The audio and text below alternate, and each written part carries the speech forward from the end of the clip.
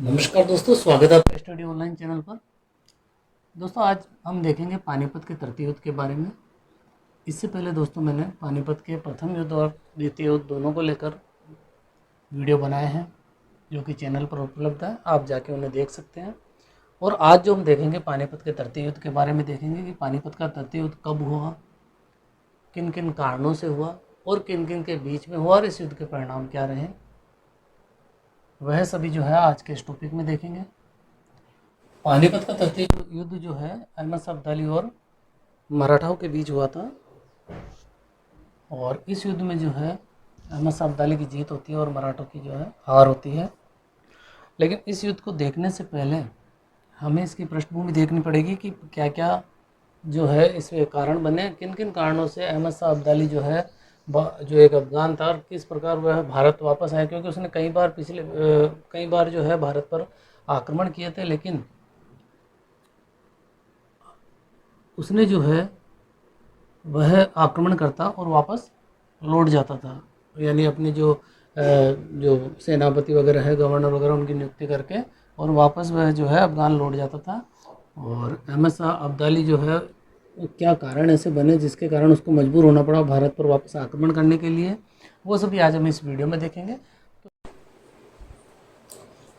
दोस्तों, जिस समय मराठा साम्राज्य जो है अपने परचम पर था, अपने बुलंदियों पे था, उस समय जो पेशवा थे बालाजी बाजीराव थे। और बालाजी बाजीराव जो है इनका समय माना जाता है 1740 से 61 तक। और 61 में हम देखते हैं कि 14 जनवरी और 1761 को यह जो पानीपत का तृतीय युद्ध, जो कि एक भीषण युद्ध था, होता है। और इस युद्ध में मराठों की हार होती है। जो ये थे, यह बाजीराव प्रथम के पुत्र थे।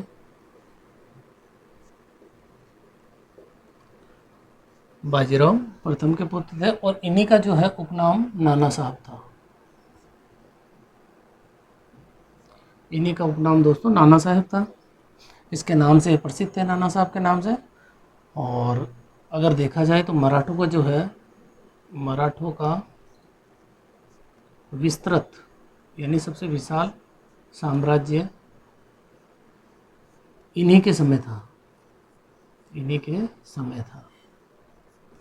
अगर कभी पूछ लिया जाए कि मराठों का सबसे विस्तृत साम्राज्य किनके समय था, तो बालाजी बाजीराव के समय था।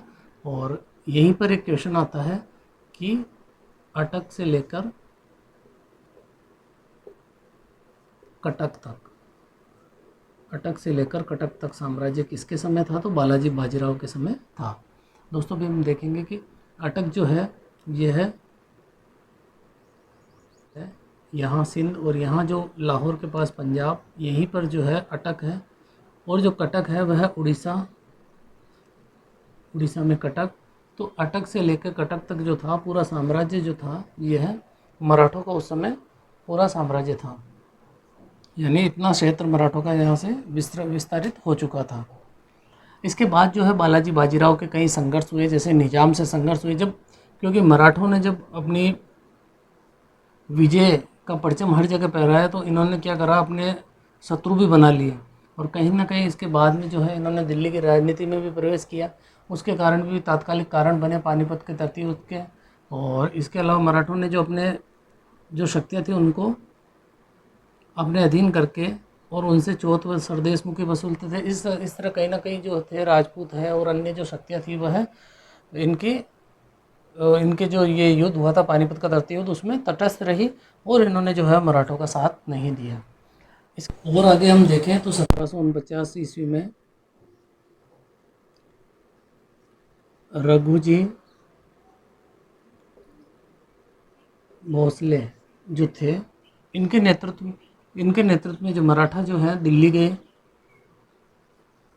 और वहाँ पर जो है मतलब इनका इतना वर्चस्व हो गया था, इतना प्रभाव बढ़ गया था भारत पर, कि ये यहाँ से दिल्ली जाते हैं। और दिल्ली में जो है मुग़ल सम्राट, जो मुग़ल बादशाह थे, उनको 50 लाख वार्षिक कर के बदले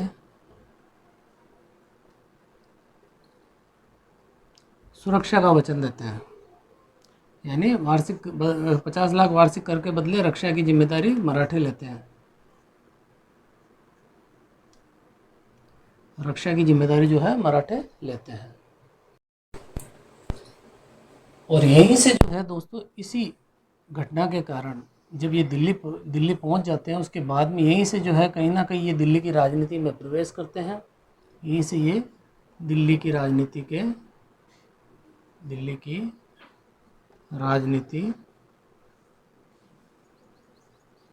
में फंस गए। और यही जो है मराठों के पतन का कारण बना। इसके अलावा अगर और कारणों की हम बात करें कि और कौन कौन से कारण बने हैं, उन्हीं को देखते हैं। और जो प्रमुख कारण बने थे उसमें था कि मराठों ने जो है मुगल सेनापति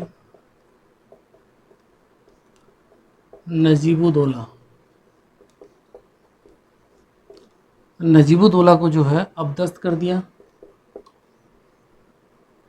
इससे जो है नजीबुद्दौला मराठों से काफ़ी नाराज़ हो गया और इसने एक अहम भूमिका अदा की थी। अहमद शाह अब्दाली की तरफ ये मिल गया और अहमद शाह अब्दाली को जिताने में इसने एक प्रमुख भूमिका अदा की थी। इसके अलावा हम देखें, गाजिउद्दीन जो कि एक मराठा समर्थक था, इसने जो है मुग़ल बादशाह आलमगीर सेकंड की हत्या कर दी। ये दोस्तों हम कारण देख रहे हैं कि क्या क्या कारण बने थे जिसके कारण पानीपत का तृतीय युद्ध हुआ था। और अगर हम देखें तो पंजाब जो लाहौर वाला क्षेत्र जो पाकिस्तान पंजाब, वहाँ पर जो है अब्दाली ने अपने पुत्र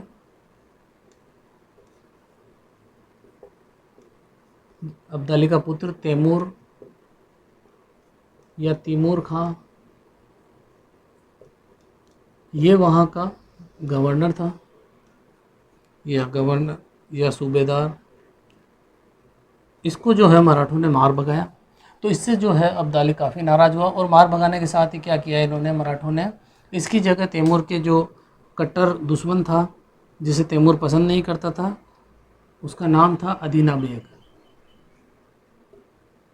उसको जो है इसकी जगह पंजाब लाहौर, लाहौर का जो पंजाब है वहाँ पर बिठा दिया, उसकी जगह इसको गद्दी पर बिठा दिया और इसको जो है 75 लाख वार्षिक कर के बदले बिठाया।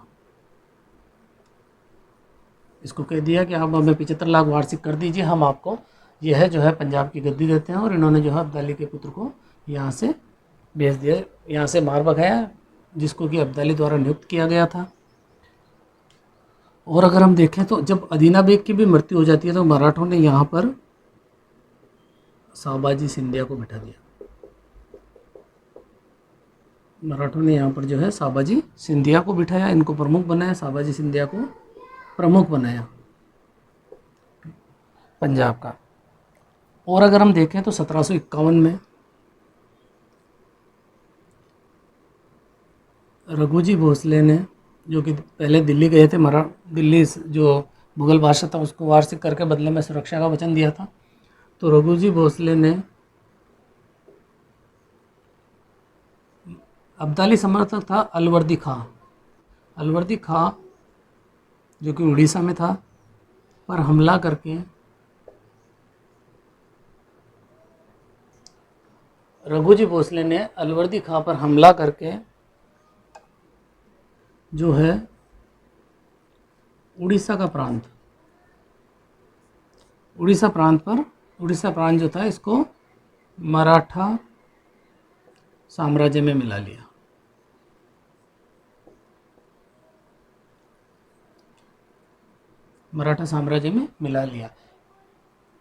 और यही उड़ीसा प्रांत में है दोस्तों कटक था, जो हमने देखा था कि अटक से लेकर कटक तक जो साम्राज्य था वह मराठों में बालाजी बाजीराव के समय था, वह हमने देखा। और इनको जो है मराठा साम्राज्य में मिला लिया और 12 लाख रुपए यहाँ से उनको वार्षिक कर प्राप्त हुए। तो यहाँ हमने देखा कि मराठों द्वारा मुगल सेनापति नजीबुद्दौला को अपदस्थ किया गया, यह भी मुख्य कारण बना। इसके अलावा गाजिउद्दीन मुगल जो बादशाह था आलमगीर सेकंड, उनकी हत्या कर दी थी गाजिउद्दीन ने। इसके अलावा पंजाब का जो अब्दाली का पुत्र तैमूर खां वहाँ पर था, उसको मराठों ने मार भगाया था और उसकी जगह दीना बेग को और बाद में शाबाजी सिंधिया को उस वहाँ का प्रमुख बना दिया था। तो इन्हीं कारणों से जो है अब्दाली का वापस भारत की ओर आक्रमण करने का मन हुआ और भारत पर उसने आक्रमण किया। तो आगे देखते हैं, और वो जो आक्रमण हुआ उसी का परिणाम निकला, जो अब्दाली के गुस्से का जो परिणाम निकला वही इतिहास में पानीपत का तृतीय युद्ध कहलाता है। तो अब शुरू करते हैं हम मराठों के और अब्दाली के बीच हुआ पानीपत का तृतीय युद्ध, जो इसकी डेट थी 14 जनवरी 1761। दोस्तों डेट बहुत ही इम्पोर्टेंट है। पानीपत का तृतीय युद्ध कब हुआ? तो 14 जनवरी 1761 को हुआ। तो युद्ध हुआ था 14 जनवरी 1761 को। और इस युद्ध को हम देखें अगर, तो इसके कारण को अगर हम देखें, कारण क्या रहे, तो कारण को हम दो भागों में विभाजित कर देते हैं, वास्तविक कारण और एक था तात्कालिक कारण। अगर हम वास्तविक कारण को देखें तो वास्तविक कारण के अंतर्गत हम देखते हैं कि चूँकि हमेशा एक बड़े राजा का सपना रहता है, वैसे ही मराठों का था कि मराठों का भारत की सर्वश्रेष्ठ शक्ति बनने का स्वप्न, यह जो था वास्तविक कारण था कि मराठा जो थे भारत की सर्वश्रेष्ठ शक्ति बनना चाहते थे। और अगर हम तात्कालिक कारण पहले देखा था कि मराठों द्वारा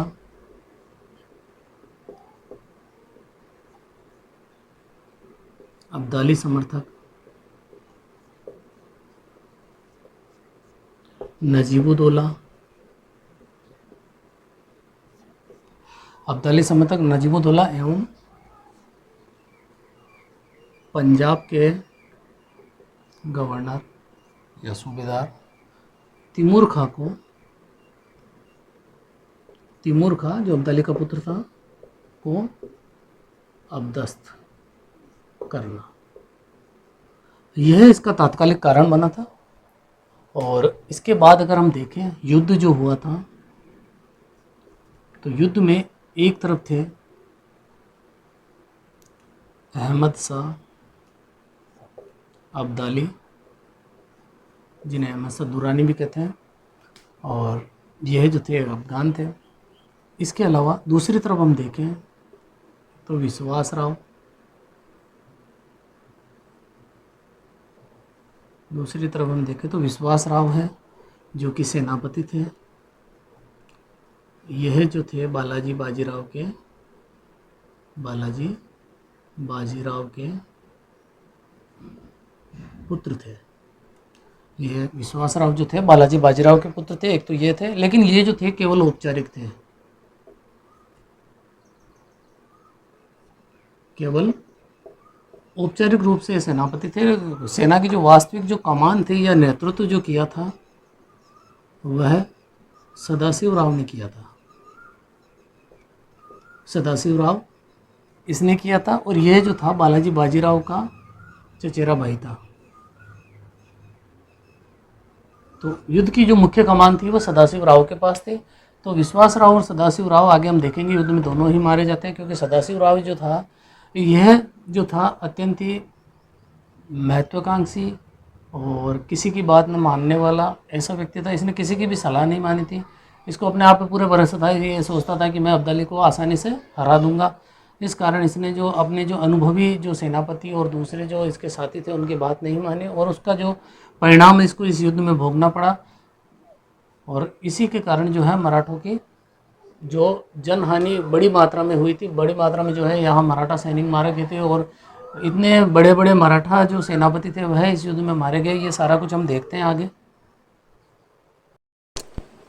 तो अगर हम देखें युद्ध के बारे में, तो यहाँ हमने देखा था एक तरफ अहमद शाह अब्दाली और दूसरी तरफ जो थे विश्वास राव, जो कि दूसरी तरफ थे विश्वासराव,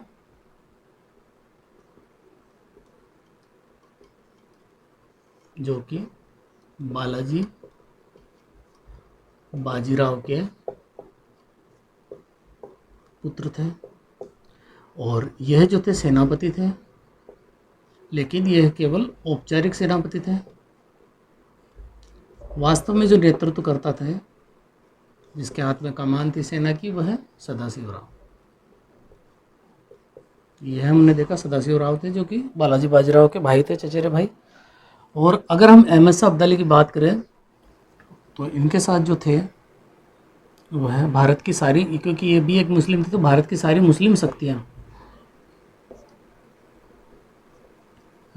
इन्होंने जो है अहमद शाह अब्दाली का साथ दिया था। उनको देखते हैं। तो सबसे पहले हमने देखा था कि जो नजीबुद्दौला है उसको अब्दस्त किया। तो सबसे पहले नजीबुद्दौला ने जो है अहमद शाह अब्दाली का साथ दिया। इसके अलावा इसी के कहने सादुल्ला खां और रहमत अली खां, नजीबुद्दौला, सादुल्ला खां, रहमत अली खां। इसके अलावा और हम देखें तो मोहम्मद खां, बंगस, नजीबुद्दौला। इसके अलावा इसका साथ दिया अहमद शाह अब्दाली का सादुल्ला खां, रहमत अली खां, मोहम्मद खां, बंगस ने। और हम देखें तो दुंदी खां। इन लोगों ने जो है अहमद शाह अब्दाली का इस युद्ध में साथ दिया और एक बड़ी सेना के साथ अहमद शाह अब्दाली ने मराठों पर आक्रमण किया। और हमने इधर देखा कि विश्वासराव थे, सदाशिवराव थे, और इसमें कुछ शक्तियाँ थी जो तटस्थ रही थी, जिन्होंने मराठों का साथ नहीं दिया, क्योंकि मराठों ने जो है इनके क्षेत्रों पर हमला करके इनको विजित तो किया कि यहाँ से चौथ प्रदेश में के जो है वसूले थे। तो इन शक्तियों ने कहीं ना कहीं, मराठों ने इन शक्तियों को अपना दुश्मन बना लिया। और इनमें कुछ शक्तियाँ थी जैसे राजपूत के अलावा जो थे बुंदेला थे, बुंदेला सरदारों ने इनका साथ नहीं दिया। इसके अलावा सिख थे, सिखों के अलावा जाट शुरुआत में इनके साथ थे, लेकिन बाद में ये अलग हो गए, क्योंकि जाटों का एक नेता था दोस्तों जिनका नाम था, जाट जो शासक थे सूरजमल। इन्होंने जो है सदाशिवराव को सलाह दी थी कि भाई युद्ध के लिए जो सलाह देते हैं, सूरजमल ने इनको एक 3 उचित सलाहें दी थी कि आप जो है युद्ध में स्त्री और बच्चों को ना ले जाएं, यानी कि अपनी जो युद्ध परिवार जो है सैनिकों के, उनको झांसी या ग्वालियर के नज़दीक आप छोड़ दें। लेकिन इसको भी सदाशिवराव ने जो है नहीं माना। इसके अलावा सूरजमल ने कहा था कि भारी तोपों का प्रयोग ना करें, इसकी जगह हल्की तोपें ले लें युद्ध में। और अगर जो युद्ध अगर करना ही है तो आप जो है मराठों की जो छापामार युद्ध पद्धति उसके द्वारा युद्ध कीजिए। लेकिन किसी भी बात को जो है सदाशिवराव ने नहीं माना। इसके कारण जो सूरजमल थे वह युद्ध से अलग हो गए। तो देखते हैं जो सूरजमल जो थे जाट नेता, उन्होंने सदाशिवराव को 3 सलाह दी थी, उसको यहाँ नोट डाउन कर लेते हैं।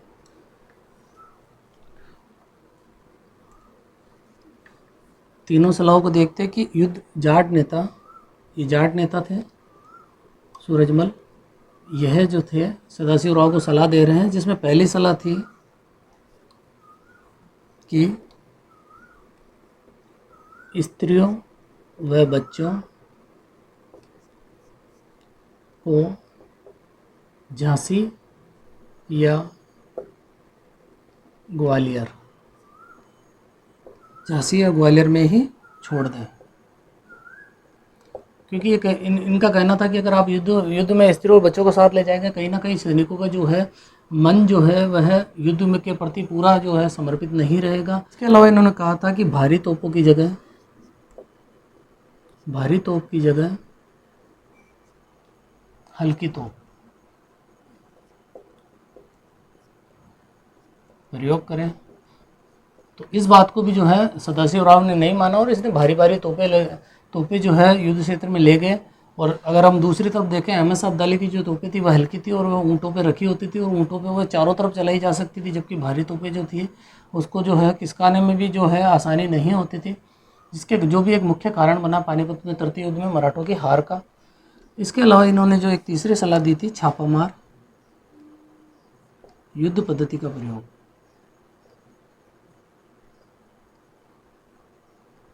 इन्होंने कहा था कि छापामार, आप जो है मराठों की पारंपरिक जो छापामार युद्ध पद्धति है उसका प्रयोग कीजिए, जिसको कि मराठे इस पद्धति का प्रयोग करते हैं। लेकिन जो है सदाशिव राव ने जो है इन तीनों बातों को नहीं माना।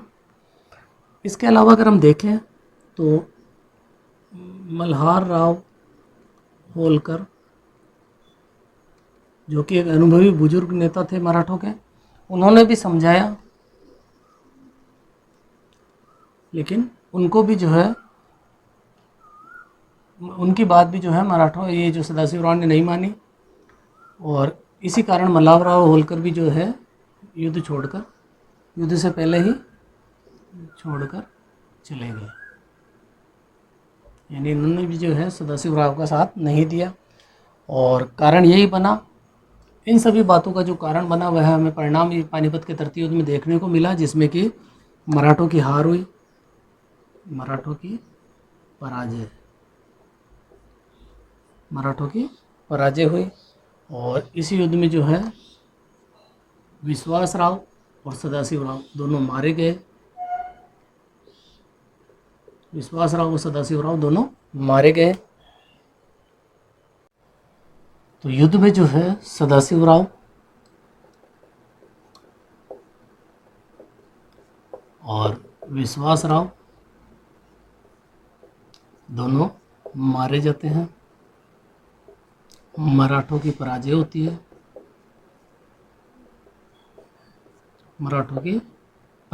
है। इसके अलावा हम देखते हैं कि मराठों की ओर से अगर युद्ध की बात की जाए तो इस युद्ध में इब्राहिम गारदी पूछा जाता है। गारदी ये मराठा तोपखाने का प्रमुख था और बड़ी ही वीरता के साथ ये लड़ा और ये भी मारा गया। ये मराठा जो तोपखाने का प्रमुख था। इसके अलावा ये इम्पोर्टेंट सवाल बनता है, और इसके अलावा इस युद्ध के जो प्रत्यक्षदर्शी की बात करते हैं हम, तो एक इम्पोर्टेंट सवाल है, इस युद्ध का प्रत्यक्षदर्शी काशीराज पंडित कि कौन था जिसने जो पानीपत के तृतीय युद्ध का जो है प्रत्यक्षदर्शी था। तो इस युद्ध का जो प्रत्यक्षदर्शी था काशीराज पंडित था। और इस युद्ध में हमने देखा सदाशिव राव विश्वासराव मारे जाते हैं, मराठों की पराजय होती है और 23 प्रमुख मराठा सरदार मारे जाते हैं। इब्राहिम गारदी जो था मराठों का तोपखाना प्रमुख था, और उधर अगर अहमद शाह अब्दाली की बात करें तो उनके तोपखाना प्रमुख जो थे, तो जिन्होंने तोपखाने की कमान संभाल रखी थी, नजीबुद्दौला थे। इस युद्ध में 23 प्रमुख मराठा सरदार मारे जाते हैं। 28,000 से ज़्यादा मराठा सैनिक मारे जाते हैं। मराठा सैनिक मारे गए। तो अपार जनधन की हानि होती है, जनहानि होती है। इसमें 28,000 से ज़्यादा मराठा सैनिक मारे जाते हैं। और इस युद्ध को लेकर, इस घटना को लेकर एक व्यापारी था, एक व्यापारी द्वारा इस घटना का वर्णन इस प्रकार किया जाता है कि एक व्यापारी ने यह जो समाचार बालाजी बाजीराव तक पहुँचाए इस घटना का वर्णन करते हुए, तो इन्होंने कहा कि 2 मोती विलीन हो गए। खूब पूछा जाता है स्टेटमेंट, ये एक व्यापारी ने कहा था, और किसको कहा था? बालाजी बाजीराव को कहा था। और किस युद्ध के बाद कहा था? तो पानीपत के तृतीय युद्ध के बाद कहा था। तो इस व्यापारी ने जो वर्णन किया है वह क्या? 2 मोती विलीन हो गए। 2 मोती विलीन हो गए। 23 मोहरे लापता है। 2 मोती विलीन हो गए, 23 मोहरे लापता है। और तांबे व सोने के तांबे व सोने के सिक्कों, तांबे व सोने के सिक्कों की तो गिनती करना, तांबे व सोने की सिक्कों की तो गिनती करना संभव ही नहीं।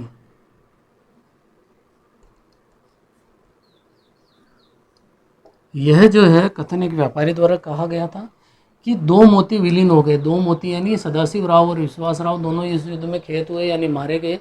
तो दो मोती विलीन हो गए। 23 मोहरों से यहाँ है, 23 मराठा प्रमुख जो सरदार थे उनको लेकर है कि 23 मोहरे लापता, यानी 23 जो है प्रमुख मराठा सरदार जो है मारे गए हैं। तांबे व सोने के सिक्कों की तो गिनती करना संभव नहीं, यानी जितने मराठा, इसको जो यहाँ लगाया गया है उससे अनुमान कि 28,000 से ज़्यादा जो मराठा सैनिक मरे थे। एक दिन में इतना बड़ा कत्लेआम हुआ था, इतने बड़ी मात्रा में सैनिक मरे थे, इसलिए इस युद्ध को जो है भीषण युद्धों में माना जाता है भारतीय इतिहास के। यानी 28,000 से ज़्यादा मराठा सैनिक मारे गए, यानी तांबे व सोने के सिक्कों की तो गिनती करना ही संभव नहीं है। और इसी के बारे में एक स्टेटमेंट और आता है इस युद्ध को लेकर कि ऐसा कोई परिवार नहीं था जिसने किसी अपने को नहीं खोया हो। तो यह भी स्टेटमेंट है इस युद्ध को लेकर दिया गया है। तो ये था दोस्तों पानीपत का तृतीय युद्ध। और यहाँ जो सदाशिव राव और विश्वास राव जो थे, इनकी मृत्यु के समाचार जो बालाजी बाजीराव को दिया जाता है, तो बालाजी बाजीराव की भी जो है बाद में इस दुख के कारण बाद में मृत्यु हो जाती है। और उसके बाद जो नए पेशवा माधवराव बनते हैं। ये था हमारा आज का टॉपिक, पानीपत का तृतीय युद्ध, जिसमें हमने प्रमुख बातों को देखा। इस टॉपिक में आने वाले सवालों को देखा कि कौन कौन से सवाल यहाँ से बनते हैं, उनको देखा। और सदाशिव राव और विश्वास राव जो थे एक प्रमुख मराठा जिनकी मृत्यु हो जाती है, 23 प्रमुख मराठा सरदार मारे जाते हैं। भारत में यहीं से जो है मराठों का पतन शुरू हो जाता है। भारत में एक मराठा जो साम्राज्य था वो सर्वश्रेष्ठ शक्ति, इसी कारण इसके बाद वह नहीं बन पाता है। जहाँ बाजीराव प्रथम और बालाजी बाजीराव द्वारा जहाँ मराठों की जो साम्राज्य था उसको अटक से लेकर कटक तक फैला दिया गया था, वहीं इस युद्ध ने जो है मराठों के ये युद्ध जो है मराठों को पतन की ओर ले गया। और यहाँ जो कहीं ना कहीं देखा जाए तो सदाशिव राव की बहुत बड़ी भयंकर भूलें थी। इसका जो है अति जो है अपने आप पे जो आत्मविश्वास था वह कहीं ना कहीं इस युद्ध को लेकर मराठों के लिए घातक साबित हुआ और मराठों को जो है पराजय का सामना देखना पड़ा। तो ये था दोस्तों आज का टॉपिक, और आशा करता हूँ टॉपिक आपको पसंद आया होगा। अगर आपको पसंद आया तो प्लीज़ वीडियो को ज़्यादा से ज़्यादा लाइक कीजिए और अपने दोस्तों में शेयर कीजिए। और अगर आप चैनल पर नए हैं तो चैनल को सब्सक्राइब कीजिए। धन्यवाद।